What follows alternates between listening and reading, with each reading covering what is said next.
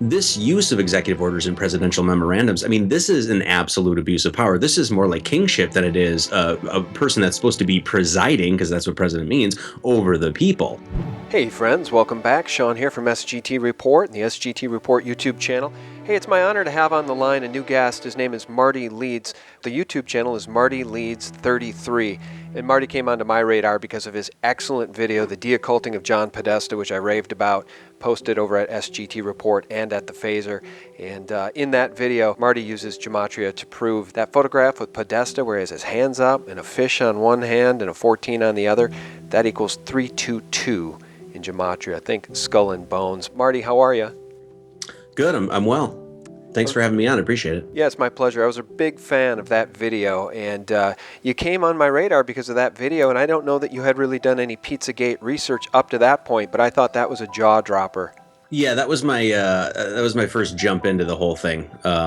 Yeah, I made that prior to the election. I think maybe 5th of November, I think is when I made the video. So that's when I had basically just started getting into the Pizzagate research. I'd been looking at it for maybe, I don't know, a week or two before that. But yeah, that's the first foray into it anyway. Yeah, well, Pizzagate has taken the world by storm thanks to the WikiLeaks Podesta emails. And guys, if you're not familiar with that Deocculting of John Podesta video that Marty did, I just want to play this section for you. Well, let me just say this to John and Hillary and the corrupt people at the DNC and the globalists and whoever else you were all working with.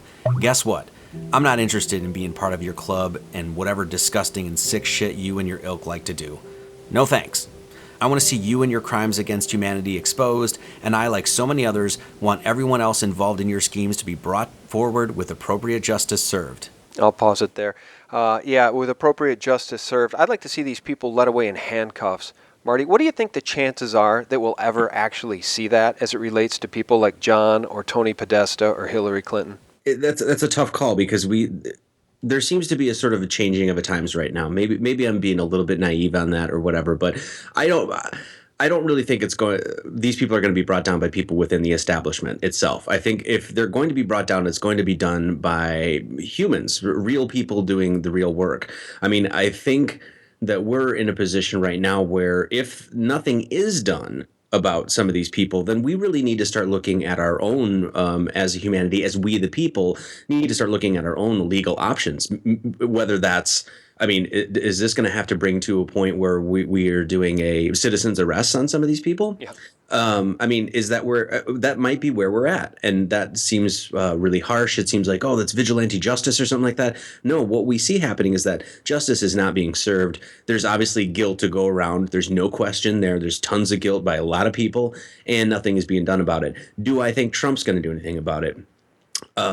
I want to be overly optimistic. I want to say yes, but I don't think so.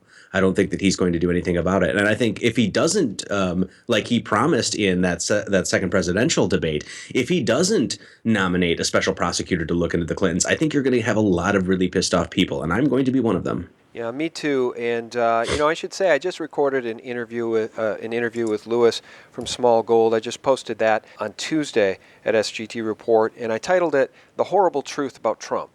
And what we sort of revealed in that is that the horrible truth is that so far, he's not that horrible. He's been doing many of the things he said he would do. Now, just in the hours since I posted that video, we see even more executive orders being signed.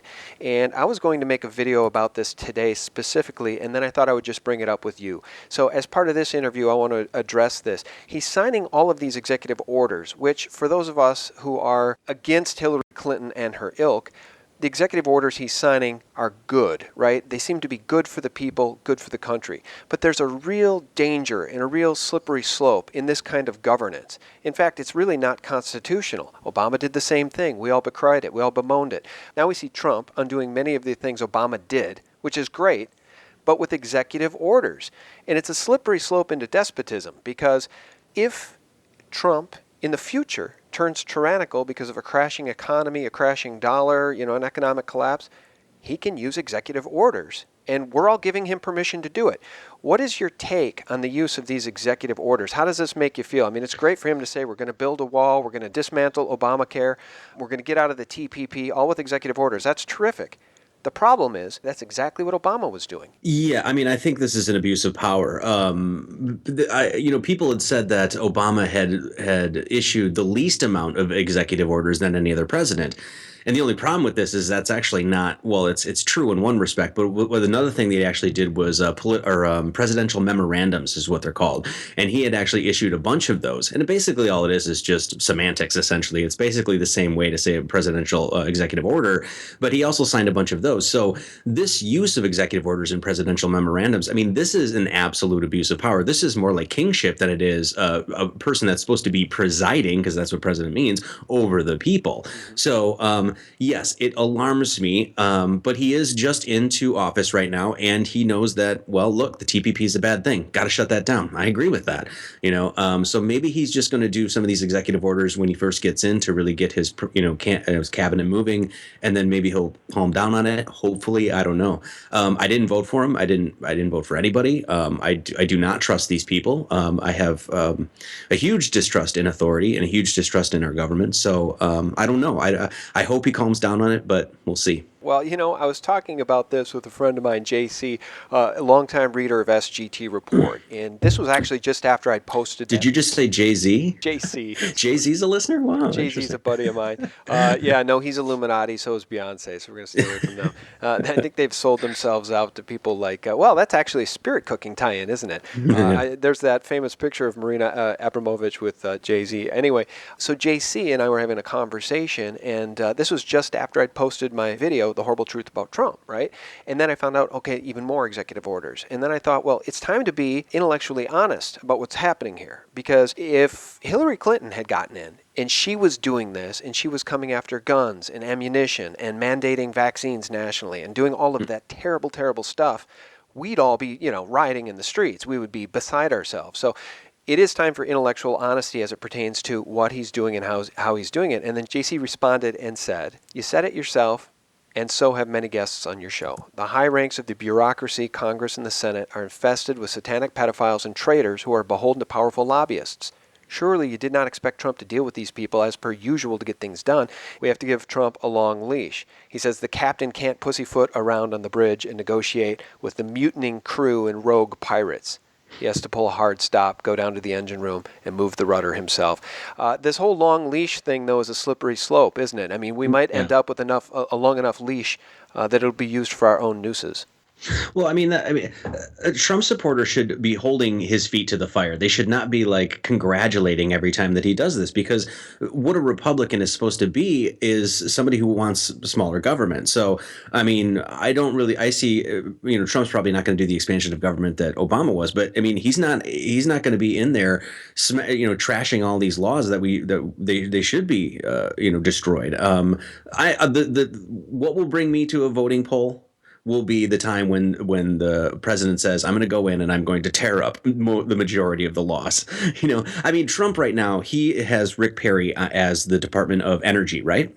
Right. He just assigned him Department of Energy. Rick Perry was the guy that when he was, the Republican presidential debates, he was the guy that said that we should get rid of the Department of Energy. And now he's the head of the Department of Energy. That to me is just, no one should accept that. Republican, Democrat, none. There's no reason that he should be there. And so to me, that seems a lot of filling up the swamp a little bit more, Yeah, it troubles me. What really raised my alarm bells was this Keystone XL pipeline, Dakota Access Pipeline thing. It's really like throwing gasoline on a burning fire. Could he not have waited a little bit on that one? It really does seem like he did it to trigger those people. They're already pissed off here. I'm going to piss them off even more. And so, there's already an insane amount of divisiveness. The Women's March was, that whole thing was insane. So there's whatever's going on in our government right now, the divide and conquer thing is working like a charm. Because I've never seen I remember when Bush was reelected and how, the country was torn in two at that point. Well, compared to what's going on now, that was nothing. I don't know how many millions of people got into the streets to protest this. So the divide and conquer thing's working. Yeah, you hit the nail on the head. It really is. And I'll just read this from Andy Hoffman's latest. He quotes Michael Krieger, who says, I'm of the strong belief that any administration which comes to power in the current environment of nearly unrestrained executive authority a lawless and sprawling intelligence agency complex, and a debt-driven, rent-seeking, rewarding fraud economy, should be assumed to represent a serious threat to the civil liberties and remaining freedoms of the American public. This would have been true under Hillary, and it's also true under Trump. End quote. And he's absolutely right. That's why I wanted to have this conversation. We have to be intellectually honest about what's going on. Yeah, I mean, I mean, one of the things that was Steve Feinberg was part of Trump's economic advisor, right? DynCorp. DynCorp, who had been busted child trafficking, right? There was, I'm sure you know of that, Cynthia McKinney, when she's drilling Rumsfeld, I think it was like 2006, where they had been busted with one guy having a lap dance by a 15-year-old. Well, that is Trump's economic advisor. That's what was part of his cabinet or part of his team anyway. Everyone should know that. That's not okay. That's not okay if you're a Democrat, Republican, atheist, agnostic, Christian, Muslim, whatever. That's not okay. It's not okay with me, and everyone should call him on that. There should be no more contracts given to DynCorp, period. There should be no collusion with them in the government whatsoever. I'm putting together probably a pretty extensive video on what George Webb is actually putting together. I was just going to bring up George Webb's name. Yeah, good. Yeah, I'm trying to take a lot of that stuff and distill it down like in an hour again, kind of what I did with Pizzagate. So I'm working on that right now. But, DynCorp, this is what I've gathered, DynCorp actually runs the information systems for the Federal Bureau of Investigation and the Department of Justice. I mean, this is a company that had been busted child trafficking. Everyone should be up in arms about that. This is the kind of corruption in our government we really should be talking about, as opposed to, Trump grabbing pussy or whatever. This is interesting because I was going to bring up George Webb's name, and I think you just interviewed him. So let's talk about this for a second because, Sure. George Webb is very courageous and essentially in several of his videos has called out DynCorp specifically for their involvement in child trafficking. And beyond that, in one of his videos, I think it might have been day 83, it was either day 81 or 83 part 3, I believe it was one of those two, in which he pinned the blame on DynCorp specifically for many of the acts of false flag terror and these shootings we're seeing in this country. And he referenced San Bernardino in particular, where 3 men dressed in black were seen fleeing by multiple eyewitnesses. And of course, the mainstream media, the national mainstream media, ignored that, and the official story pinned it on 2 others, a man and a woman. George Webb is doing very, very important, very courageous work. And if Steve Feinberg is indeed one of the economic advisors to Donald Trump, and Steve Feinberg is essentially an owner, part owner, one of the owners or the owner of DynCorp, then that's very, very alarming because Steve Feinberg and DynCorp are the very heart of what represents the deep state. Yes, yeah, very much so. We really need to get all of these sort of paramilitary organizations, these private contracts, we need to get them out of government. This is an enormous problem.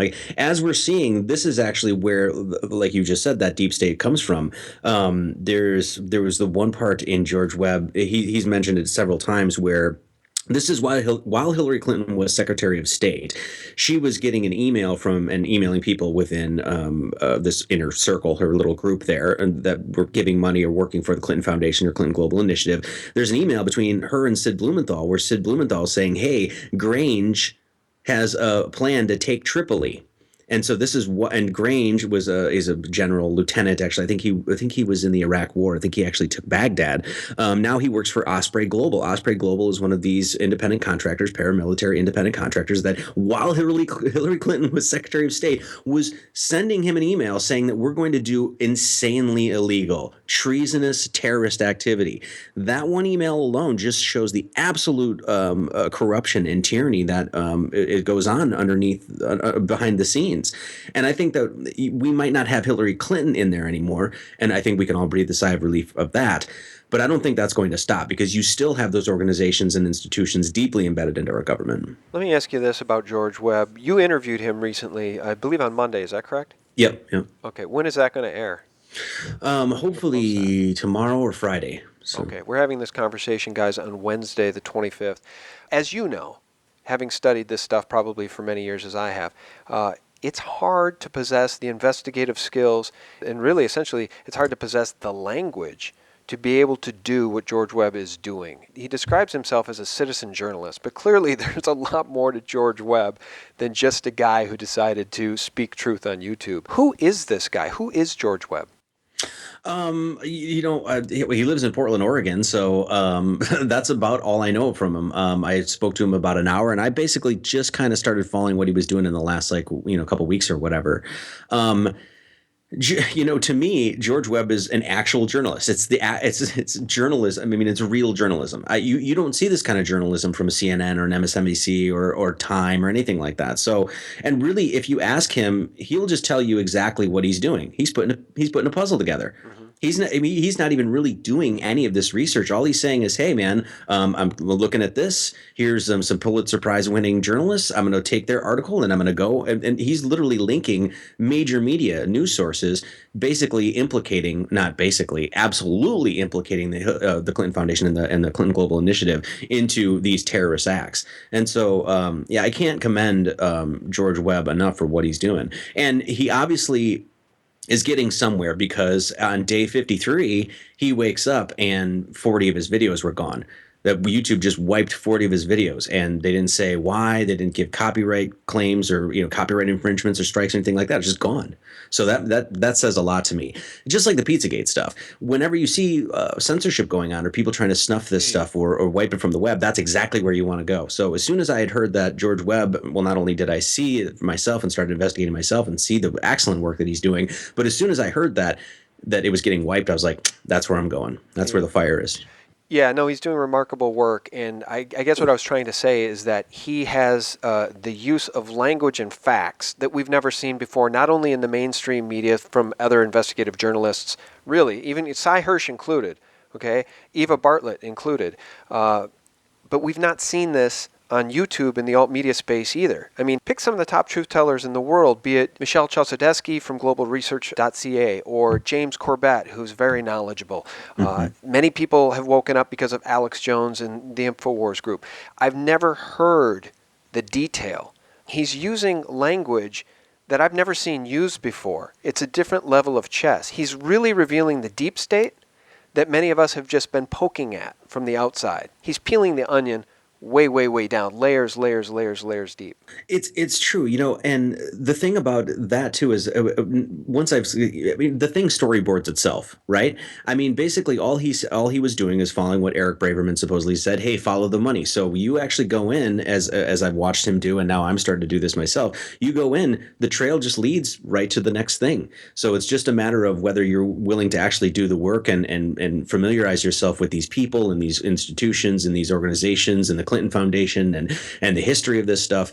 It lays itself out pretty well. So like I said, I'm working on a video on it, probably do like an hour video on it, just to try to distill a lot of this stuff down, because when you see it, it's pretty clear. And so I can't commend George Webb enough for doing what he's doing. I think it's fantastic. Yeah, no, it's really impressive, and he's really got a lot of courage.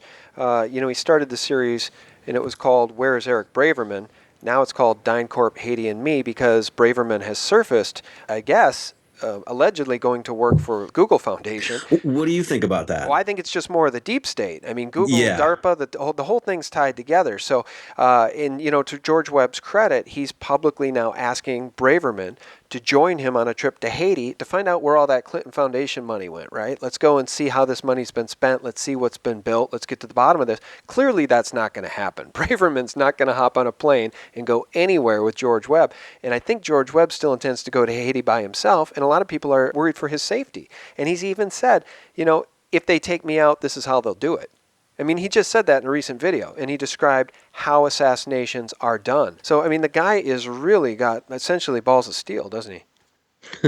Well, yeah. I mean, for me, it's like I'm so sick of the tyranny and the corruption. I've been living with it for going on 38 years now, and even as like a fairly young man, I'm tired of it. I am willing to die for my cause at this point because I'm so sick of it. And I see George Webb doing the same thing. He's like, look, there's organ harvesting. You're talking about human farming. You're talking about child trafficking. You're talking about this rooted in the deepest recesses of our government. And I'm tired of it. I'm going to expose it. So, we need more of those people. We need more proactive people. The thing is, and I said this to George, I was like, hey, they can shut up at George. They can kill George Webb. They can kill David Seaman. They could kill you. They could kill me. But the more that they do that, the more it's going to shine a light on this corruption. So whatever.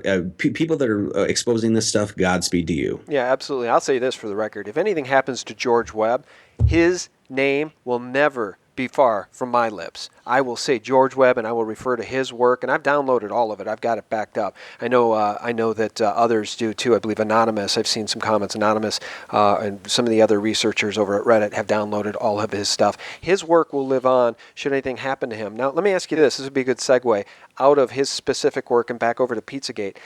He talks about brownstoning a lot, which is the act of ensnaring politicians, CEOs, high-profile people in usually sexual situations, usually involving women, prostitutes, sometimes children. Very, very nefarious stuff. And it makes me realize that's pretty much what Pizzagate is. There is a brownstoning component here, which is to document, videotape high-profile people in these awful situations so that they can be blackmailed. Is that what Pizzagate is? I mean, what do you think Pizzagate is at the end of the day? Because my fear is that Pizzagate it's not going to go away, but it's also not going to be solved, and we're not going to see prosecutions because of the deep state apparatus, which is alive and well, as described by George Webb. Yeah, I mean, Pizzagate there's so many facets to that. And obviously child trafficking is one of them. You obviously have this sort of subculture being created through making, I would even say, I mean, I'll go so far as to say making Satanism palatable within pop culture, within media, Hollywood and things like that. There's that whole aspect of Pizzagate that's going on that actually ties into even government programs such as MK Ultra and that sort of stuff. Then you just have low-level perverts that get involved with sort of stuff like this. People that, just have perverts that basically hang out at like Comet Pizza and stuff like that. So there's that whole angle. The one thing I like about what George Webb is doing is that, at least in the beginning, at least those first 30, 40 videos or whatever, he kind of he didn't talk about child trafficking and things like that. Right. He actually set Pizzagate aside. He's like, okay, everybody's all, up in arms about Pizzagate, and they're all investigating this and the child trafficking and all of that stuff. He takes that, puts that aside at least for a good portion of that, of his web series. And then he says, we're going to follow the money. And what the money does is leads to a whole other aspect of this that's all being exposed within the Podesta emails and the global intelligence files and the DNC dump and all this stuff about guns. Guns, pipelines, money, drugs, things like that. So this is a whole different aspect of this, and that's really what I like about George Webb's work, because people that are saying, Pizzagate, it's too much to deal with, it's a psyops, it's blah, blah, blah, it's this. Okay, cool. You think all that? That's fine. We'll just set this aside, and now we'll look at those emails in a whole different light, and you're going to find just as much corruption in this aspect of the investigation. Yeah, well, the $675,000 Miami office quid pro quo, destruction of evidence, Andrew McCabe.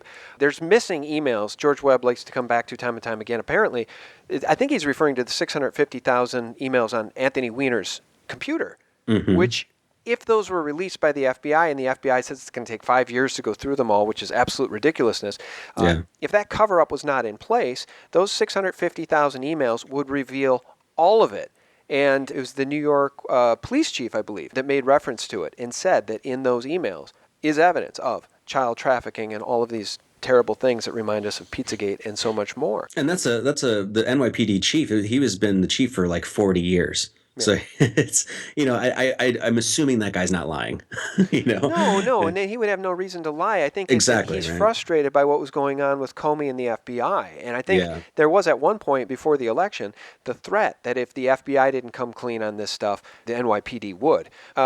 Getting back to Pizzagate real quickly, did you happen to see, and I'm sure you did, the Megyn Kelly quote-unquote interview with James Alefantis? And have you ever seen anything more absurd in your life than that? It shouldn't have been called an interview at all. I mean, she comes out and the first thing she says is like, "How you doing?" Yeah. And it was like, it's like, what? Like, what the hell is that? Meanwhile, there was like, I mean, I'm not on Twitter, but I had heard on Twitter there was a hashtag Ask Alefantis, where the people were just, sourcing questions that they were going to ask James Alefantis and having Megyn Kelly do that. And it's like, Megyn Kelly basically just apologized for everybody and like, "Oh, I'm so sorry you're going through all this." I mean, it's such a joke. Well, the one thing thing, I had this woman on the show, really graceful, and she does a lot of really, really great videos about this. One of the things that Megyn Kelly had brought up to James Alefantis in that video, or in that interview on Fox, was about the little girl that was being taped down to the table. And he was like, this is just an innocent pizza shop, and there's just her cousins or whatever that just taped her down to the table. And this immediately pissed me off because, and Really Graceful did a video on this, and she did an excellent job on this, where she had this, or this mother actually asked her 4 and 7-year-old to take off pieces of tape and tape a little child down to a table. And then they're filming it, and it's a joke. They're just like cutting these little pieces of tape off, and the mom's like, do you really think you're going to be able to tape my hands down to the table like that? Now you go and look at that picture of that little girl. I work at a sign shop. This is what I do. I tape things down all day. I print things and put stuff through a laminator and put stickers on cars and stuff.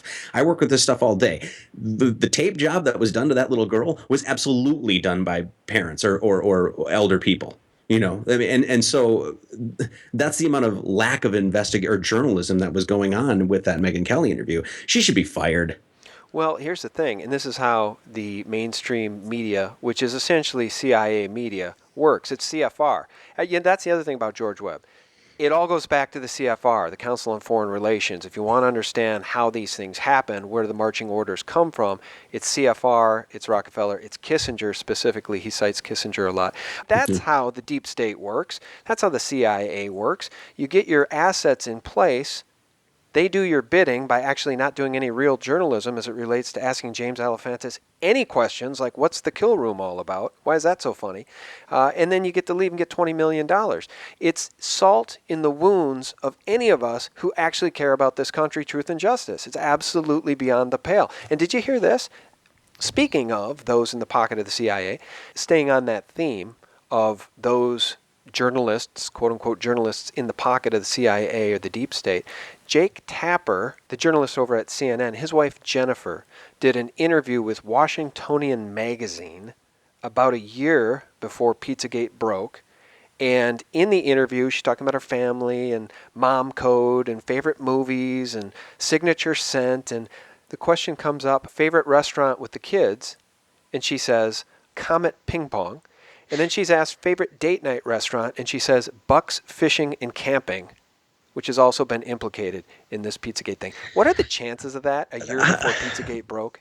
How many people do you think are involved in this sort of deviant lifestyle? That's my question. That's the thing that was so traumatizing in some respects. Getting into this is how expansive this thing was, that there was so many people that seemed to be involved in devious sexual encounters and things like that. I mean, I don't know. I guess that's a question to you. I mean, because to me, it's like the more and more you dig, the more and more people you seem to be involved with this stuff. Well, it is really disturbing in, how many of those quote-unquote journalists are out there are also CFR members, right? Mm-hmm. And getting back to George Webb, where do all these marching orders come from?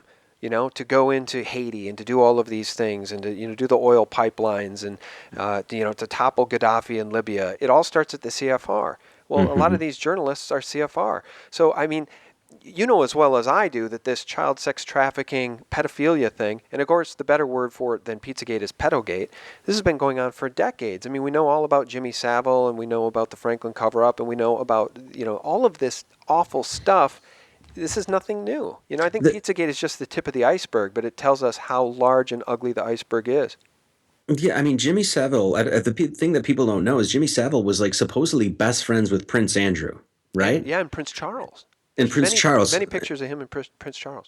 Yeah, and Prince Andrew has made trips to Epstein's Island. That's for a fact. People have questioned supposedly Trump had been there at least once. I don't know about that. For a fact, the Clintons had been there. But yeah, the Prince Andrew went down to that where they're probably doing brownstone operations as well. But yeah, probably got his kicks with some kids down there. I mean, Jeffrey Epstein, there's literally like hundreds of cases against him, right?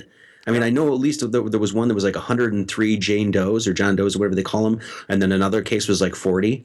So I'm sorry, I'm going to get a little bit emotional here, but people that are listening, doesn't that raise a red flag? Like, what the fuck are they hanging around so many pedophiles for? Like, if I was, if I went to work and I brought in 3 of my friends, I'm like, hey, this is Bob and Chuck and Barry, right? And Bob, what does he do? Well, he's has sex with 14-year-olds? What does Chuck do? He's been busted for pedophilia. What does Barry do? That's not okay. Wouldn't that raise a red flag? Like, why the hell are they hanging around so many pedophiles? That should be, as soon as we see one of them, we should just immediately audit everybody, because that's ridiculous. I mean, the fact that Denny Hastert, 51st House Speaker, has been the longest House running Speaker and busted for child pedophiles. Mm-hmm. I mean, that's insane. Mm-hmm. There's a picture of Denny Hastert swearing in Anthony Weiner. And then the caption was, nothing brings political parties together than pedophilia or something. It's just insane. I mean, there's so many things like you had brought up Laura Silsby, right? I mean, if there was any honest journalism out there, this would be front page in every single newspaper. Laura Silsby is now Laura Silsby busted, as you were saying earlier, bringing 33 children in from Haiti through the Dominican Republic, I believe. And Hillary Clinton, there's emails between her and Huma Abedin talking about getting Laura Silsby off the hook. Laura Silsby gets off the hook, even though prosecutors wanted to bring her in the Dominican Republic, but supposedly she got off the hook. Now Laura Silsby is Laura Gaylor, and she works for alertsense.com. And AlertSense brings you Amber Alert. I mean, you can't make it up. And that's not a conspiracy. It's literally on the Wikipedia page, her name change. So that's insanity. I mean, people need to know about this. The people that are saying, I'm with her and marching on Washington and all this other stuff. Do you know that she protected a child trafficker? That's pretty important information. I'm sure the voting public would like to know that. You'd think. I mean, it leaves me speechless, because the left really does not seem to care about this stuff. Like, they literally didn't care about Hillary Clinton's crimes, her perjury, the missing emails, Benghazi. The list is so long. I mean, it leaves me breathless. But I'll say this, we'll come full circle here on the George Webb investigation here. You mentioned Jeffrey Epstein, and it's George Webb that ties Epstein's helicopter into DynCorp. The helicopter, I believe, is owned by DynCorp. It has the DynCorp logo on it, correct? That's if I'm correct. Yeah, or the tail number matches, but there's a relationship between Epstein, that helicopter, and DynCorp. And it's just, the thing is this. You mentioned Really Graceful earlier. She did a video in which she says she was contacted by a couple in Washington, D.C. that wanted to disprove Pizzagate, and so they went and visited Comet Ping Pong. And they were there for a couple hours, and they saw well-dressed men enter in suits, older men between the ages of like 55 and 65, and go through the back curtain. And they never saw those men exit. And after they had their marginal dinner, they asked what was behind the curtain, and they were told it's just another sitting area in a bar and that they could go back there. They mustered up the courage to do it, and behind that curtain was virtually an empty room that had an old dusty bar that looked like it had not been used in a long time. And there was one worker back there who turned and said, "What are you guys doing back here?" And they said they just wanted to take a peek. And he said, "Well, the bar's closed." And so they went back out to the front room, and they never saw those men leave. Where did those men go? What were those men there for? If that story's true, and I have absolutely at this point no reason to disbelieve it, what the hell is going on there at Comet Ping Pong? And that's all we want to know as researchers. We don't wish any harm on anybody at Comet Ping Pong. We just want to know what's going on, because the WikiLeaks Podesta emails strongly suggest that some nefarious stuff is going on in Washington, D.C. Yeah, and that's the point of making the film that I did, was basically just saying, look, I'm not saying all this stuff is right. I'm not saying that all these people are 100% guilty. I'm not saying that. I'm just saying that any reasonable person with any sort of rationale and common sense can look at the expansiveness of this investigation, look how many ties and connections and leads and all that stuff, and anybody with any sort of brain whatsoever can clearly see that there is highly immoral, highly illegal things going on, at least within some of these characters. That the fact that an investigation is not being had is inexcusable. I'm kind of moving on from Pizzagate a little bit, because I feel like I've done as much as I can do on it, as far as like get people's awareness to it and really get people to see why people are thinking this. And I think I'm proud of the work that I've done on that. But now I want to focus on this other aspect, because people need to see what's going on with the Clinton camp as well. People really need to see the long years of abuses of these people, these absolute career criminals. So that's my next move is to really go from Pizzagate and try to make another documentary to really distill this stuff down to a digestible size. Good on you. And I mean, the work you're doing is important. And I really, really did genuinely love your Deocculting John Podesta video. And George Webb is doing excellent work. I look forward to listening to your interview with George Webb. And I really look forward to your Distilling It Down video, because if you can take everything George Webb has done over these past, well, I guess now he's got, let's see, if he restarted at 53 and now he's at 94, he's got, what, nearly 40 videos. Well, and then he does 3, sometimes 4 a day. Boy, you have your work cut out for you. And I mean, there's just enough there just to lay the foundation. Basically, like I said, just storyboard the thing where people are going to see that, okay, we can make these links, we can make these connections. These are real interviews, these are real articles written by New York Times and MSNBC and all these other places, and we can really start to get a very, very transparent, clear picture about the absolute tyranny that was going on at the Clinton Foundation. And I mean, was the Clinton Global Initiative, which I love, by the way, it's called CGI. It's like so funny, but I think it was the Clinton Global Initiative or the Clinton Foundation just closed its doors, right? Like not a couple weeks after the election, they just laid off 22 people, as far as I know. Mm-hmm. So if that doesn't, raise a flag right there, that is absolutely a criminal organization. That's not there for charity. If it was there for charity, what would it matter that there's a change of guard at the White House? Right. Shouldn't, right? I mean, those people that really care about all the philanthropy of the world that are giving money to the Clinton Foundation, did they don't care anymore because Trump's in office? No, come on.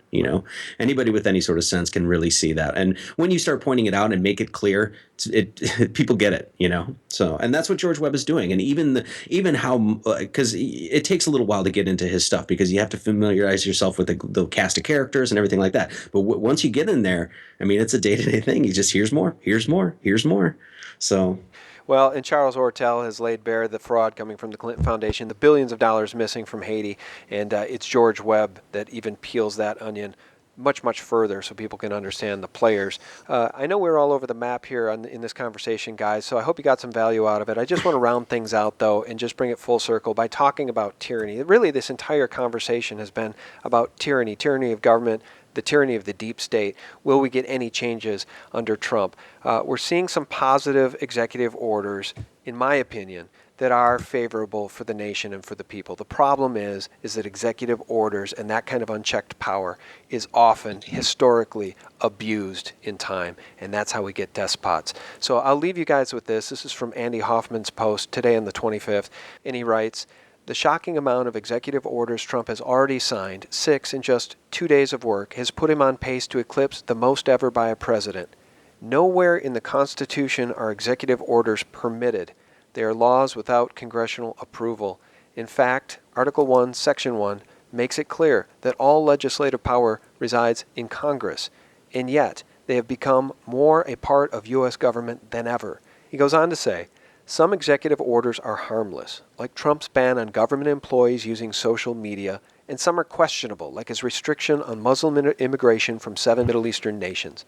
But some are unquestionably dangerous, like his order to build a wall across the nation's southern border, or economically deleterious, like advancing the Keystone and Dakota pipelines, which may well expand an already historic crude oil glut. However, it's the executive orders during times of crisis I fear most. Like, for instance, the cash ban, instituted seemingly out of the blue in India, which I assure you was in response to expanding political, economic, and/or social crisis, which is exactly what I anticipate in not just the United States, but the entire world in the coming months and years, as history's largest, most destructive fiat Ponzi scheme implodes." And my friends, that's what we need to be afraid of. What will the next shoe be that drops, and what executive order will Trump issue to try to fix it, change it, or lock us all into something that cannot be changed? My guest today has been Marty Leeds. Marty Leeds 33 is the YouTube channel. Marty, big fan of yours. Thanks so much for joining us. Hey, thanks for having me. I really appreciate it. All right, my pleasure. And do send me a link to that George Webb interview when you post it. I'd like to share it at SGT Report.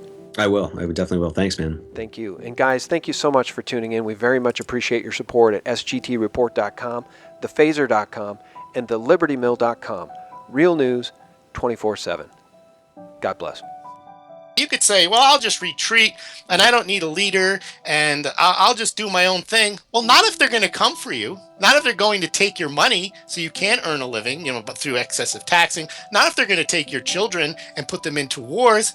You'd be foolish not to vote against that which may harm you.